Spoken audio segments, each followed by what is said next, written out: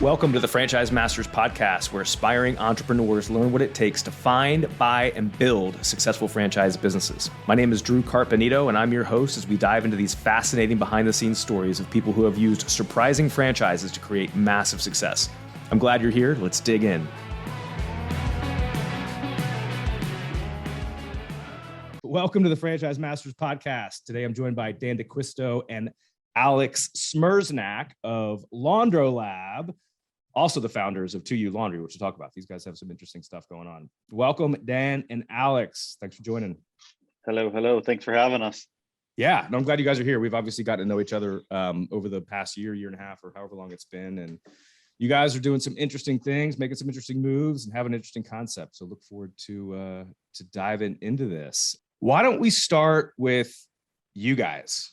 And, you guys are these, you're laundry entrepreneurs, right? But not just in the franchise world. Like there's a whole nother element and story to what has brought you to the point where you are now franchising LaundroLab, which is a laundromat concept, kind of the Chick-fil-A of laundromats. And we've got a lot of interesting angles to it. But would you mind just talking to us a little bit about kind of like who you guys are, your stories, how you came together, and how you kind of got to this point with LaundroLab? Yeah, Dan, do you want to start with your background, and then I can get into how we got into laundry? Yeah, absolutely. So Alex will touch on it a little bit, but we've been best friends for over 20 years now, born and raised up in the Midwest, Minnesota, small town. And once we graduated high school, we kind of both went our separate ways, which Alex, I can't take credit. He'll kind of share the story of how we got into laundry. But I had an entrepreneurial sort of minded family growing up, and always wanted to work for startups. And I ended up joining a startup in Minneapolis, working on the sales and marketing side. So I've always had sort of customer service or sales oriented jobs growing up. Very customer focused, and so naturally got into that right after we graduated, and was kind of hanging out in Minneapolis before Alex gave me a call and started talking all things laundry, which I know he'll get into. Yeah, so usually, the question that we get asked is, how in the world did you guys get into laundry? Was it, some sort of traumatic experience you guys had as kids? You got locked in a washer, and thankfully it's nothing like that. Similar to Dan's family, I grew up in a family that was very front load the job mentality. My dad had me and my brothers working when we were 13 and 14, and probably illegally at the ski resort. And so when I got to college, the same mindset was there. Was, hey, find a job while you're a student. And so I worked as what was called a bag runner for a student-run startup on campus called Wake Wash, and it was door-to-door laundry and dry cleaning, pickup and delivery. And I fell in love with the model. I thought, hey, this could go to Duke, Chapel Hill, Vanderbilt, all these other schools. And the guys that ran it at the time, they looked at it as a resume builder. They were going to sell it when they were graduating, and we're going to be done with it. And so I said, hey, I want to buy this. And they told me, we're going to sell it for $30,000. And my 19-year-old jaw hit the floor, because $30,000 was all the money in the world at the time. It was more money than you could imagine. And I had $2 or $3 grand saved up, so not nearly enough. So I convinced 2 others to quit their jobs with me, or sorry, to not quit their jobs, but to clear their bank accounts with me. And then we took out a loan for the difference. One of their parents was willing to personally guarantee that loan. We bought it and immediately 10x the business by getting the university to add it as a checkbox option. So when you came in as a parent with your freshman son or daughter, it was get your meal plan, get your parking pass, get your laundry package. Wow. And so we grew the business tremendously doing that, had a blast running it. I remember sitting in finance classes, looking down on my phone, texting drivers, customers, making sure things were happening, and just learned more from that experience than any class I took at Wake. Not because Wake, was had bad education, but because getting your hands onto a business and a real problem was incredibly engaging. But so tying it back to how did Dan and I get into 2U and LaundroLab? I sold the college laundry business, thought I was done with it, moved down to Charlotte to do consulting at Ernst & Young, and just wasn't as fulfilled as I was running the college laundry business. And so I saw 2 companies on the West Coast raise $30 million in venture capital to go after what's the $40 billion laundry and dry cleaning industry with what felt like the wrong models. They were trying to be, Uber for laundry, 1099 contractors, going to Drew's house, picking up his laundry and dry cleaning, then going to the dry cleaners in the laundromat, then going to Dan's house, picking up his laundry and dry cleaning, going back to the laundromat. It was just very inefficient, all this back and forth. And I thought, no way that's going to work at scale.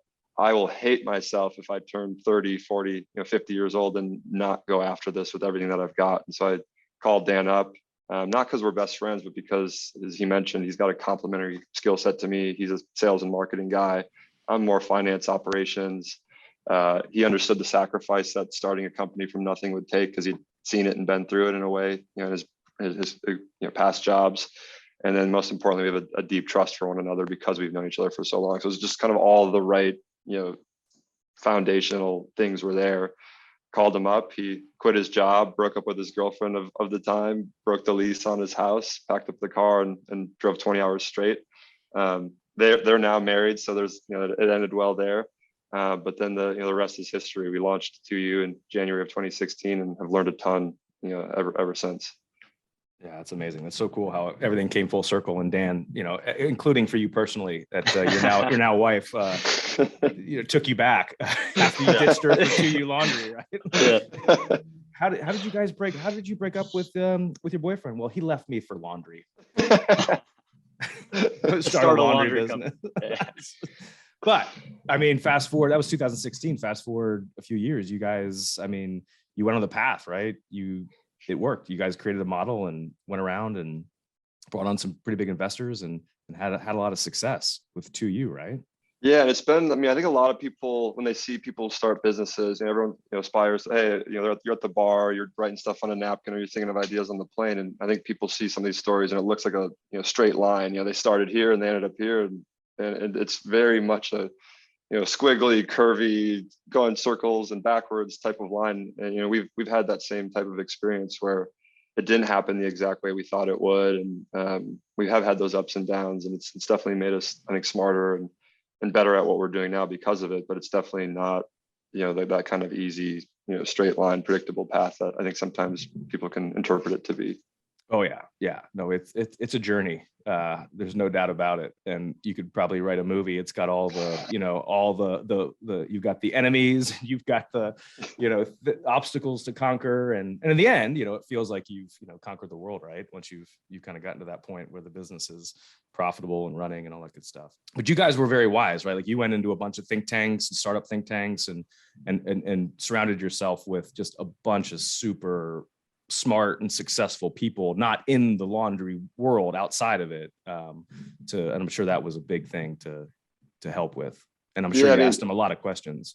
Yeah, one of the first things we did was when we first started was we had 5 guys living in a 3-bedroom apartment, literally mattresses on the ground, doing whatever it took to get there. And one of the first things we did, to your point about surrounding ourselves with the right people, is we'd drive Uber in the morning, knowing that we were going to be getting what would be some of our first customers, getting rides to uptown to work at the banks and the consulting firms and the law firms.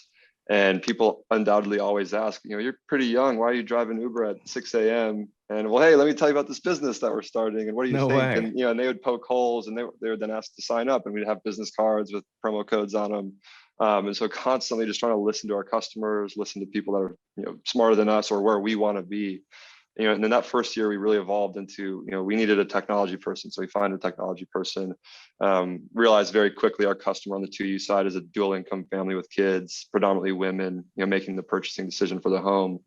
So then we started surrounding ourselves with kind of mommy bloggers and mommy influencers to learn, what is this pain point? Because we don't have kids and we're not at that point in our life. And so just constantly being sponges and surrounding ourselves with people that, fill that gap of information that we don't have. Yeah, I think that I was just going to say, I think taking that even a little bit further over the years, even to where we are today, I think one thing Alex and I have done really well is continue to surround ourselves with people like that. We don't have big egos.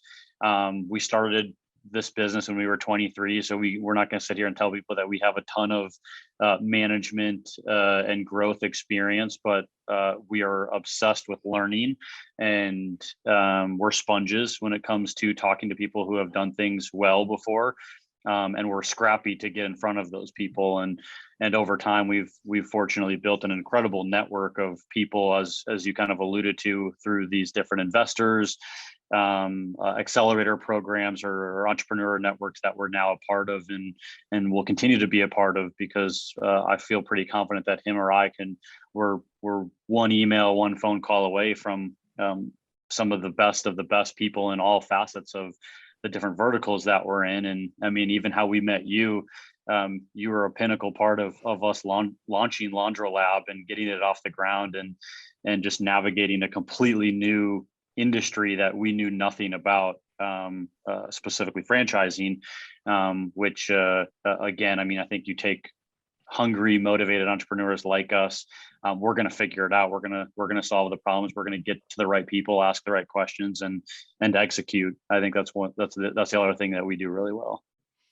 Yeah, I think what you guys, what your experience of just getting gritty and scrappy, because like it's a great lesson, not just in entrepreneurship, but also for anybody starting a franchise or franchising their business. Like, you can read all the books, you can pay all the money to go to all the trainings, you can pay all the consultants to do all the stuff. But at the end of the day, like if you want it and you're paying attention to what's out there in the world, you can connect the dots pretty easily and start to pick up nuggets here and there, and then start to, get all these different bits and pieces of information on the table. You can, get advice from somebody, which, is just their opinion and their advice, and then correlate it with other people's opinion and advice from the customers to you, to franchising your business, to whatever. Like, if you want to get scrappy and get creative, like there's ways to figure stuff out. You just have to have the mindset that you guys do, of like the humility and get creative, right? And just pay attention, like nonstop. Like you're always paying attention. Like you guys 100%. Are hiring for people right now. I bet you you're going to hire the person I bet you you're going to find the people that you hire,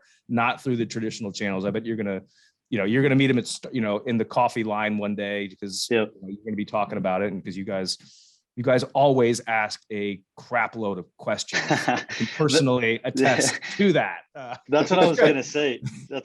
You can't be afraid. I think those are two things we always talk about. You can't be afraid to ask questions. There's no dumb question. That's how we learned a lot about the Techstars Accelerator program that we went through. And we weren't afraid. I mean, their whole purpose is to surround you with a network of people to leverage, to help you solve problems, get connected here and there. And I think a lot of people go into that thinking that other people are just going to tell them what to do, but that's not the case. You have to ask the questions constantly and be annoying and persevere, or persistence. That's, I mean, we'll do that. We'll email somebody 3-4 times until we get a response, and people like that. I mean, people are so busy, and so you got to stay top of mind, ask the questions, and then I think to that on a broader level, I mean, it takes a village to do what we're doing. And I think that's what we've been fortunate with, of having a co-founder. I mean, I can't imagine people doing things on their own. And whether it's a co-founder or not, you have to surround yourself with people who can help you look at things differently, challenge you, hold you accountable. And we're just, that's the other thing that we're just constantly looking at from an accountability perspective. Yeah, you guys do a really good job of, you're obviously very smart, very successful individuals, but you're not afraid to humble up and put yourself in a room where you aren't the quote unquote smartest person in the room. Like you're not afraid to walk into a room, be comfortable, and just be able to navigate it by, asking people questions. And it's such a simple thing, but everybody wants to talk about themselves or talk about like how much they think they know about something, right? And there's always a couple nuggets in there that you can start to pick out. And I think that's how we started working together. I just jibber jabbed your guys' ears off until you're like, we think this guy knows what he's talking about. Maybe you can talk a lot about it, that's for sure. But you were going to say something, Alex. My mom has just always said, like, you don't ask, you don't get. And it's such a simple line, and I always keep that in the back of my head, is just ask the question, and either you're going to get an answer or you're not, but at least you did. But the part that you could control by asking the question in the first place. And I'm constantly reminding myself, just, you don't ask, you don't get. Yeah. And it's a skill, like listening to somebody and then being able to ask really good questions to then, keep the conversation going. Like, it sounds so simple, but it is a skill that once you master it, it's natural, right? It's not just in business, but in life, right? Like with your kids, with your wife, with whoever. Like there's a lot of wisdom in the skill of asking good questions. All right. So let's transition a little bit back to The laundry business. So you have 2U, this is this, very successful startup, growing like crazy. How did you talk to us a little bit where LaundroLab came into the picture and what you guys are doing with LaundroLab right now? Yeah, so I think it'd be helpful to give some of the context too on, so when we started that first year that we mentioned, where it was all these, a lot of dual income families using the pickup and delivery service, we had just hit a point where, we knew we needed to vertically integrate and really protect quality of the product that we were producing, and relying on outsourced mom and pops just wasn't, we realized it wasn't scalable. And without going into, too much detail, those two competitors that I mentioned, Washio and Rinse, who had raised all that venture capital money, one of them had flamed out after raising $20 million. And Dan and I, doing what we do, we wanted to ask questions. What went wrong? What happened? Give us everything, because there's probably nuggets, in that learning that they had. And so we called their founding team up. We talked to their lead investors, and the coolest thing happened. They were both incredibly forthcoming. The investor didn't have a dog in the fight anymore, and they didn't want to see another one fail. So, hey, here's everything we did right. Here's everything we did wrong. Take it or leave it. And the two things that jumped out to us were, they said the unit economics of an on-demand model. So, the profitability of each order just didn't work because of that point-to-point delivery, where it was going to Drew's house back, Dan's house back. Whereas we were route-based, think more UPS or FedEx for laundry, where we go into a neighborhood and we do 30 or 40 orders all at once, then bring it to the facility, then come back the next day, drop those 30 or 40 orders off. So we checked the box, and felt good on that part of the model. The second thing, though, that that caused us to really think about our operations was, they said quality control on the laundry side, the wash, dry, fold, what you would do in your washer and dryer at home, they just couldn't figure out at scale. And the reason being is that it's very different on the supply chain side than it is on the dry cleaning side. For dry cleaning, we all go into a brick and mortar location, we drop it off. Most of us don't realize they then turn it around and bring it to this big wholesale plant with a ton of equipment, millions of dollars worth of equipment, 15, 20 employees, and a good operator behind that whole process. That scales into every market. Laundry's never had a need for mass volume, individualized cleaning, right? So there isn't a wholesale equivalent provider like that dry cleaning wholesaler. There's Cintas and Alsco, those big commercial launders, but they're doing hospital beds, uniforms, hotel linens, where they're dumping all of the same clean sheet set into a massive machine. Whereas we need to keep Drew's clothes separate from mine. I might want Island Breeze scented detergent. Drew has sensitive skin or something, so he has hypoallergenic. There's all these permutations, and so the only infrastructure to do that is a mom and pop coin laundromat, because they have 80 plus washers and dryers. And so at the time, we don't have enough cash to build our own. We're 23 or 24. We're not bankable. Can't go get one of the parents to PG a loan again. And so what we realized is laundromats generate 80% of their revenue Friday through Sunday. Monday through the first half of Friday, all that equipment and overhead that they have is pretty dead and underutilized. It just sits there. So we went back to the owners and said, look, you don't want to be here more than 5 to 10 hours a week. This is a semi-absentee business, but you want the profit and the revenue during times that you're not busy. So let us rent out your off-hour capacity. So check the box. They're happy. We're happy because we now have full control over the cleaning process without the CapEx. And then most importantly, our 2U customers getting a higher quality experience consistently. And you talk about like serendipity and the right timing. One of my fraternity brothers in college, his family has been in laundry and dry cleaning for 105 years. He sees what we're doing and says, hey, I can help bring that cleaning process in-house and manage those teams that we're cleaning within other people's laundromats, because I've done it before. So he comes on, he builds that process out. We get really smart at laundry and that whole cleaning process, cut the cost 15%, quality shoots through the roof. As Dan mentioned, we got accepted into one of these global accelerators. They accept less than 1% of companies that apply. If things just really start moving in the right direction for us, raise $2.5 million from investors at that point, launch Atlanta. And then to answer your question about how did you get into LaundroLab and owning actual physical laundromats, we hit a point in Charlotte where we had 3 laundromats that we were putting our own teams into. We didn't own them. They were just mom and pops out in the world. And that came with its own challenges. Legacy laundromats that haven't changed in decades. The owners are either have inherited the business from a family member. They're maybe not super sophisticated business people, and they run their business that way. It's, hey, I come in and collect cash, and that's about it. And that's how it's always been. Whereas we started to realize we need, a different type of layout. We need to work with savvy business people because we have 10 people coming into their stores and, pretty intensive operation happening. And so there's more and more compounding factors of we need to own our own stores if this is going to work at scale. Imagine we have 3 right now in Charlotte. What does this look like when it's 300 across the country? And this isn't going to be as manageable if we don't own it. But again, we're not bankable. We didn't want to use the money we'd raised to build a store. We wanted to use that for technology and growth. And so we're kind of stuck at this crossroads again. And then Electrolux, they're an $18 billion appliance company out of Sweden. They own brands like Frigidaire that we're familiar with as consumers. Their North American headquarters happens to be in Charlotte, North Carolina. Their head of laundry happens to sit in Charlotte. And the head of laundry's name happens to be Tom Washbrook, which I still find incredibly ironic and funny for the position that he's in. And he reaches out and says, I've been following the story. Why don't you build your own store? And we give him the same reason I just told you. And he said, we can figure that out. We'll be the bank, basically. We'll finance 100% of the first store. We'll de-risk it for you in that way. Let's build a pilot, concept basically, and see how it works. And so we go take down an old McDonald's here in Charlotte, 6,300 square feet. And the idea is that 7 days a week, it's going to be open to the public. So a whole new revenue stream, typically a lower income demographic that doesn't have their own washer and dryer. So there's now a whole new business line. And then 5 days a week, Monday through Friday, we'll shut down 50% of that footprint. Because remember, people aren't in a laundromat typically Tuesday at 11 a.m. They're working just like the rest of us. And so we carve out half of the store to clean all the pickup and delivery volume. And the result 3 or 4 months later blew us all away. It was cash flow positive. It blew past break even in less than 6 months. The 2U piece, once you layer it on top, just becomes this really, for lack of a better word, sexy asset utilization play where you're really getting the most bang for your buck out of the equipment that you have in that store. And we realized we have to build a lot more of these. So we start looking at stores in Atlanta. We raised another $6 million from investors, launched Raleigh in January of 2020.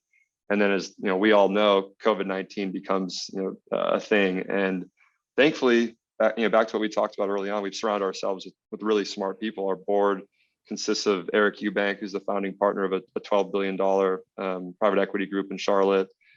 Kim Jones, who's the president and CFO of Spanx, Sarah Blakely's company in Atlanta, and then Jared Belsky, who's the former CEO of a top 5 digital marketing agency, 360i. And the reason I share that is they have combined tremendous amount of experience, more so than Dan and I, and they call a meeting in February.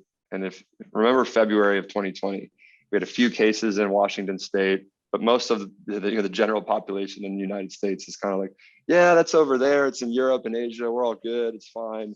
And our board was saying, no, this is taking out whole continents. They're all working from home. They're having stay-at-home orders. This is going to happen here. It's just a matter of time. This is going to become a cash preservation game.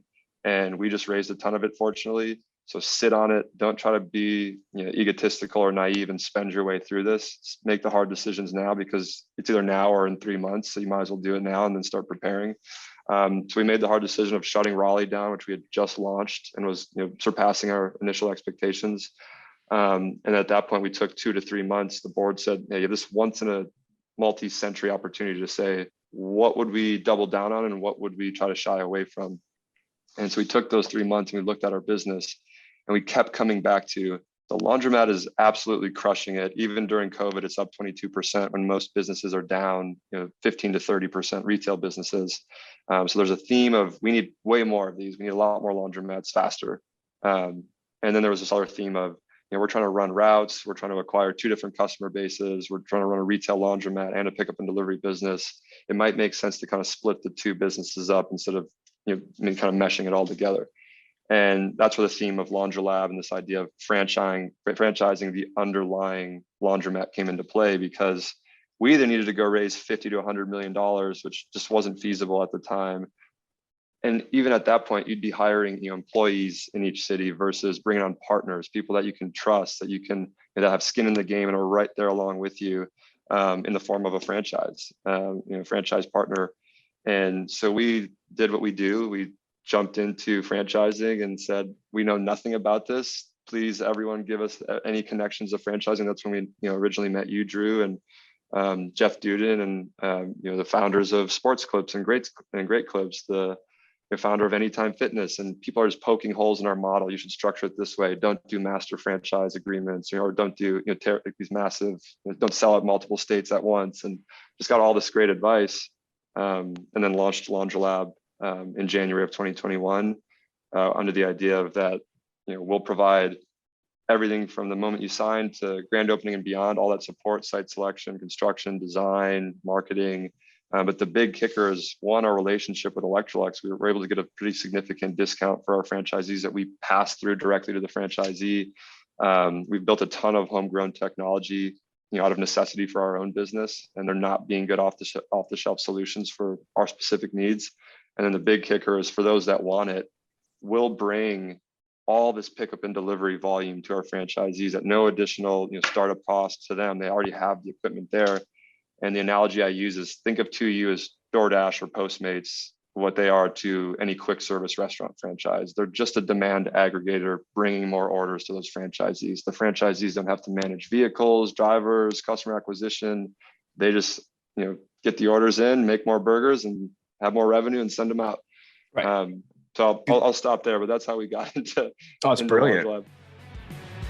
Hey there, it's Drew. Hope you're enjoying the episode so far. Hey, dropping in to mention that if you're thinking about starting a business and curious if there's a franchise out there that's the right fit, I want to help you. I help people find and buy franchises. Whether you're a first-time business owner or a current franchisee thinking about getting into another franchise, I can help you quickly find some of the top emerging franchises in the country that want to expand to your area, and then help you figure out if any of them are the right fit. And just like working with a real estate agent, there's no cost to you. If you want to hop on a call to discuss, reach out to me via my website, drewcarpenito.com, and I spell my first name, D-R-U. It's brilliant because, I mean, like you mentioned it, it's like a brilliant way to increase asset utilization, because that's the beautiful part of, I think, owning a laundromat. When I went in there, I don't know, what was it, a month ago, and because my washer broke, and I was talking to Allie, I was like, hey, let's go check out LaundroLab and see what this thing's all about. And because I had never been in one. And so we drive over there, and I walk in, and I was like, this is an amazing business, because my man Lee greeted me. He's like, he's amazing, nice guy. And I was like, Lee, how many of you are there here? He's like, it's just me. I've been here for 3 years. I was like, one employee, only one employee. Like, you're trading employees for machines. I'm like, that sounds amazing. Because dealing with employees is its its own thing. And then Allie and I go to we had saved up a few days worth of laundry from the kids and everything, so we had a big load. So I'm like, hey, let's use the Big Daddy, and so we use the Big Daddy, like the 7 loader. And I look at the price, and I'm like, $10 for 1 load of laundry. I was like, now I'm starting to get this thing. Okay, I understand how they're making money. And then you guys show your faces. I'm like, what the heck is going on here? I think you had some big investors, or potential franchisees there. But no, I get it, because it's you have these assets. You need these assets. You need this equipment that's state of the art, high efficiency, all that kind of stuff. But ways to increase the utilization is there's probably not many ways to increase the utilization other than what you guys have built on the 2U side out there in the country, right? Because all the competitors hadn't figured out the way to properly build that business and scale it, which you guys have. Mm-hmm. And I think that's the interesting thing that we got so excited about this industry, is it hasn't been disrupted in 100+ years. When you use that term, I mean, this is something that just hasn't changed for so long. And we almost accidentally got into the laundromat industry through our pickup and delivery, which is the hardest part of what we're building was the pickup and delivery. We figured that out, and now we've kind of worked our way backwards into how do we build this infrastructure faster. And franchising is such an incredible, I guess, sector of business or industry, however you'd name it. It's just aligned with exactly our growth path to where we want to eventually take this thing. Yeah, because it's an expansion strategy, right? So you're going to have the one expansion strategy for 2U that's different than the expansion strategy for the laundromats, and you're giving up the bottom line profits of the laundromat business that and this isn't just some regular laundromat. I mean, I think you guys put a lot of thought into how you created the laundromat. It wasn't like you just took down a McDonald's, didn't put any signage, clean it up. I mean, when you go into one of your laundromats, like Lee was cleaning the entire time that I was there. If he wasn't helping somebody, or helping that person that pulled up with, a 7x12 trailer full of laundry. I was like, damn, that's a good account. They're about to spend some money at this place. But yeah, I mean, it was like the Chick-fil-A of laundromats. Like the service was amazing. Lee was great. It was clean. The machines were working. I think it was a Wednesday, but it was a pretty busy. I mean, there was activity happening there on the retail side for sure. But you guys put a lot of thought into how you created the laundromat. And then I walk outside and there's a stinking laundromat right across the street. That sign is faded. It was like you wouldn't even know it was there if it wasn't. I think it was in Spanish or something. Yep. You guys put a lot of thought into how you created the retail aspect of LaundroLab. Yep. Yeah, I mean, it's a completely underserved community. When you look at the majority of laundromats out there, they're considered zombie mats is what most of them are called. They're run down, they're unsafe, they don't have amenities, there's no employee in there. And that one employee can maximize the customer experience pretty drastically. If somebody has a question, or honestly, just the cleaning part and maintaining the life of the equipment, which are your most expensive assets in there, and customers like that consistent clean experience. That's why people would wait in a 20 car line at Chick-fil-A, because they know they're getting the same consistency every time, and quality. And that's really, we took that same mindset of what we built with 2U and just applied it to a laundromat. And it's worked really well. And now we have a 10x better laundromat than what's traditionally out there, from what we're able to do for the throughput and just the customer experience. And again, that stuff matters. All of us here on this call are probably very fortunate to be able to do laundry in the comfort and safety of our own home. But there's millions of people out there who don't have that. And we really wanted LaundroLab to kind of be an extension of their home in these local communities that we're building in. So it's something that they can then tell their friends and family to come in with them. And at the end of the day, it's basically a community center. Laundry is something everybody has to do. Our core customer demographic has to do it at least once a week. So they're in our store 4 times a month. And then laundromats are probably one of the only businesses out there where you're spending on average about 90 minutes inside the store. And so we take that seriously, and we want them to have a great experience. And so small things like TVs and free Wi-Fi and games and kids play area and plenty of lounge space and folding space, like that stuff matters. But a typical old school investor in a laundromat was just like, let's put as many pieces of equipment in as possible, and that will help me drive revenue. But it's all about the customer experience. Yeah, and it's played out really well for you guys, no doubt. So let's switch gears. So you've been franchising since January of 2021. Yep. So it took you a year-ish to pivot, if you want to use that word. I'm kind of sick of that word, but yeah, whatever. So you guys, year put together the franchise strategy. How has the franchise expansion gone for you so far? Yeah, it's been overwhelmingly exciting, which was something, I mean, obviously we were optimistic and anticipating. I don't think as fast as we did. Thankfully, I mentioned earlier, we got a chance to meet you, and you've been in the industry for quite some time. You helped to launch and scale a brand pretty significantly to an exit. And it's something that we really wanted to get a good understanding of. How do you take something that we really only had one proof of concept from zero to where we ultimately want to take it. And so thankfully we were able to surround ourselves with awesome people, including yourself, to help us kind of ignite off the start there. We launched in January of 2021 with the goal of really just finding our first 5 partners. Like our yearly goal was to find 5 franchisees.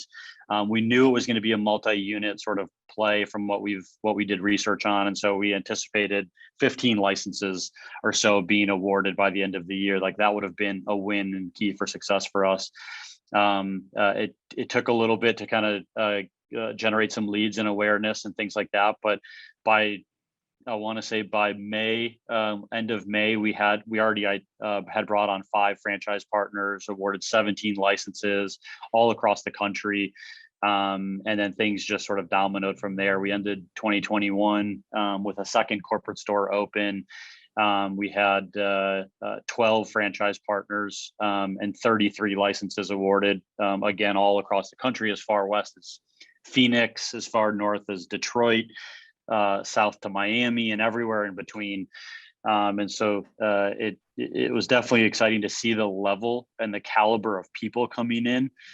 This is a business that historically people talk about it, or have somebody knows somebody who's either owned a laundromat or has always wanted to get into the laundromat industry, or car washes are something that people compare us to all the time, because they're pretty passive, semi-absentee, recession resistant businesses with low labor models that, again, coming out of today, people are getting smarter with their money. They want to invest in whether it's real estate or crypto or all of these other alternative investments, and franchising is just emerging, especially during the pandemic. I mean, I'm sure you can attest to that from what you've seen. And so I think all of those things just became sort of a tailwind with us coming into the franchising space. And so we've learned so much about the whole franchising industry and the type, what people are looking for and what people are comparing us against. But we've been very excited with that to date. We're at 16 franchise partners and 44 licenses awarded, with a full pipeline to grow pretty drastically here this year. We're going to open our first 12 franchises this year. So the 12 partners we brought on last year, we're working tirelessly to get them open and successful here this year. And then we'll obviously continue to do that. And then we'll, as we get those open, we'll look to layer to you on those businesses over the next few years. That's crazy. That's exciting. Congratulations. So 16 franchisees, 44 licenses in 13 months. Yep. And it's not a small, I mean, this is a sophisticated type of investment. This isn't just, Yep. Put some money into it and, open a laundromat. Like it's a big business. Yep. What are some of the backgrounds of the franchise owners that you're seeing coming on board? Yeah. So you kind of touched on it, high net worth, very sharp and sophisticated investors who are detailed in where they're putting their money. They've worked incredibly hard, whether it was building their own business, building another franchise business, and they're just looking to sort of simplify their operations or diversify their investment portfolio. Real estate is getting so expensive, especially on the residential side. So people are looking at these sort of more passive franchise concepts, and we fall under that bucket. So we're attracting a lot of CEOs, real estate developers, people with a finance background, existing franchisees, and we're starting to attract a different type of owner than what's historically been in the laundry industry. And I think that's something that we're really excited about, kind of changing the face of the laundromat industry, which is massive. And we're bringing sharp people in who are not afraid to use technology, who are not afraid to spend money on marketing, to take care of their employees, and just to build something better and different. And that's something that we've kind of really perfected, finding the right individual coming in. And they do like it because it's a passive business. It's going to take a decent while to get there, but once it's there, and you have those systems in place, I mean, this is a business where you're generating 80% of your revenue through customers basically just coming in and taking care of themselves, essentially. And you mentioned it earlier, there's one employee on site, so the simple labor model is attractive. Yeah, it checks a lot of boxes, right? Like there's some pretty big tax advantages to investing, at least under the current tax code, by being able to depreciate the equipment. It's few employees, which is nice, but the trade-off is you're kind of, you're paying for the machine. So like you're trading a little bit of the labor for the upfront investment, and you've got that recurring repeat customer that keeps coming in if they have a good experience. So it checks, like from a pure entrepreneurial, almost capitalist perspective, it checks a lot of boxes. And you could do the real estate thing too. Like, do you have any franchisees that are looking at doubling, coupling, investing, owning the real estate with the laundromat? Yeah, and that's something that we're starting to get a lot more conversations around, and attracting these sophisticated real estate developers who want to build wealth in a number of ways. And I think that's what has been interesting as we've been kind of formulating how people look at LaundroLab. It's a wealth generation thing or concept where you're going to cash flow from the business. That's, most businesses have that or hope to have that. Second, you're kind of making money through continuing with the job. You don't have to retire to own laundromats, and so you're kind of being able to keep the salary that you have for a number of years. And then for the people who want to invest in real estate, there's obviously a big opportunity there with owning real estate, finding an appreciating asset, especially with a tenant like your franchise. If you put LaundroLab in there, laundromats have a 95% success rate. Your laundromat isn't going away for 20, 30 plus years. And so it's almost like an annuity that you just have there with the real estate option. And with a lot of the lending options out there, you can kind of lower your out-of-pocket cash to own not only a franchise, but some real estate right along with it. Yeah, and the financing's really good too. Like you guys have done a good job with Electrolux, helping the franchisees get some pretty good options, at least for the funding of and how to capitalize the venture, no doubt. Yeah, there's a lot of interesting angles, and you get the whole 2U dynamic, right? Of this additional potential revenue stream that's very unique to what you guys are building. As you're not going to be able to get that anywhere else. Do you guys how do you I'm sure everybody's super interested in what's it going to take for me to get the 2U location in my city, and how do I get all that business coming to my laundromat? Like, do you guys have any have you worked through that yet with how it's going to work? So first and foremost, we want people to get excited about LaundroLab, and then we just coincidentally happen to own a sister company that can help be an exclusive national account to our partners and vendors. The first strategy is going to be really to launch our franchising our 2U business into major markets across the country. So let's call them the NFL cities. So that's going to be our first primary strategy. But with the technology that we're building and the team that we're developing, we believe we're going to be able to move 2U pretty quickly. Technology enables us to centralize a lot of the ongoing operations, routing, logistics, marketing, customer support.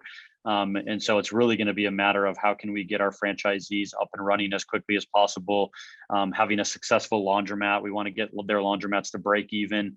And then we can talk about the 2U expansion piece. So major markets first and foremost. The good thing is we can build 10 to 15, even 20 plus LaundroLabs in a given market. So we'll be able to support a number of our franchise vendors who are there, because we're not really selling out markets to one individual.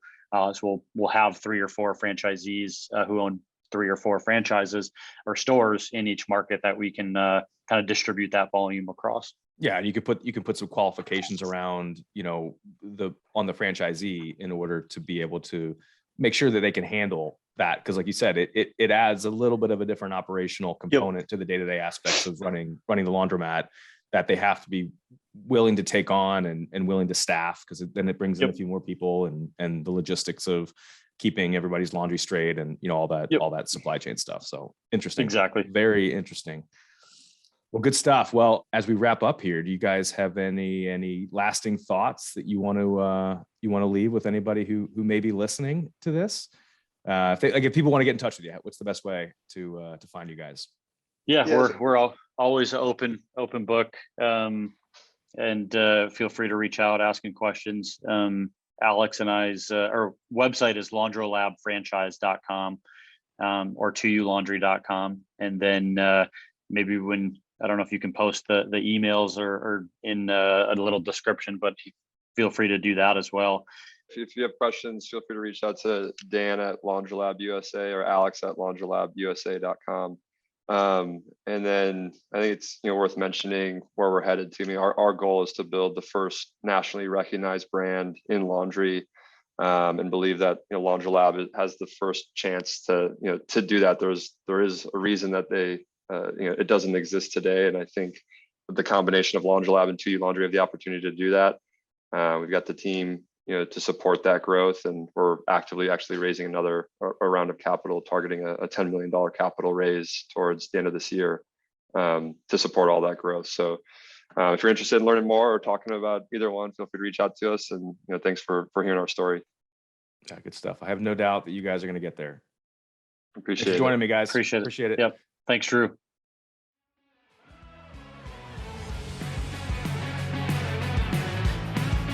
That's a wrap. Hope you found a nugget or two in there that can help you on your franchise journey. And if you ever want to talk franchising, reach out to me anytime.